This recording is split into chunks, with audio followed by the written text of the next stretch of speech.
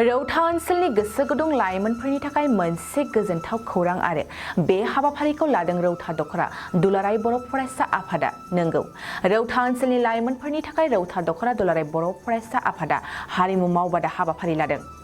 जों मिथियोदि बर' हारिया मोनसे गावनि आंगो आलादा हारिमु दं आरो बेखौ जों फोथांनानै लाखिनो बुहुमनि खना खनला गोसारहोनो खामानि मावनाया जों साफ्रोमनिबो बिबान।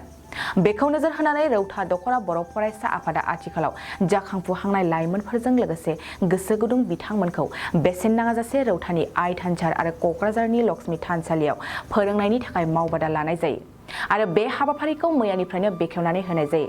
हाबाफारिखौ बेखेव उदालगुरि जिल्लानि बारग' हारिमु नेहाथारि रन्जित नार्जारि बिथाङा बेखेवनानै होनाय जायो। बे हारिमु मावबादा फैगौ 22 खालारसिम लानाय जागोनखौ मिथिहोनाय जायो।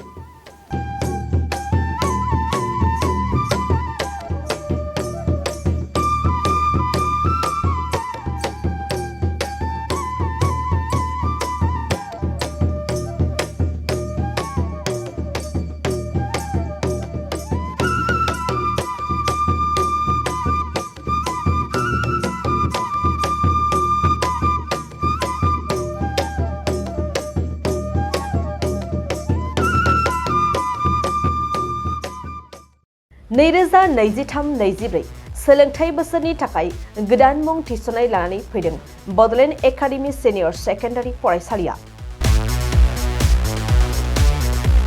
क'क्राझार जिल्लानि तिनिआलियाव थानाय बर' बिजोंनि बड'लेण्ड एकाडेमि सिनियर सेकेन्डारि फरायसालिया दायो केजिनिफ्राय 9 थाखोसिमनि गोदान मुं थिसननायखौ लागासिनो। बड'लेण्ड एकाडेमि सिनियर सेकेन्डारि फरायसालियाव गुनगोनां सोलोंथाइ होनायजों लोगोसेयैनो नोंथांमोना बे फरायसालियाव थानाय जानायनि हस्टेल खाबुखौ मोननो हागोन।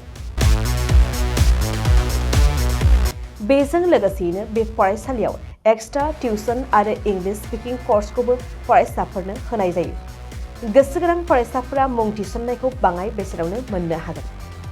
बेनिखायनो बड'लेण्ड एकाडेमि सिनियर सेकेन्डारि फरायसालियाव फरायसा एबा नोंथांमोनहा मुं थिसननायनि बागै मिन्थिनोब्ला नैबे मबाइल नम्बर 9101488399 नङाब्ला थोंजों फरायसालियाव थांनानै खौरां लाहैनो हागोन।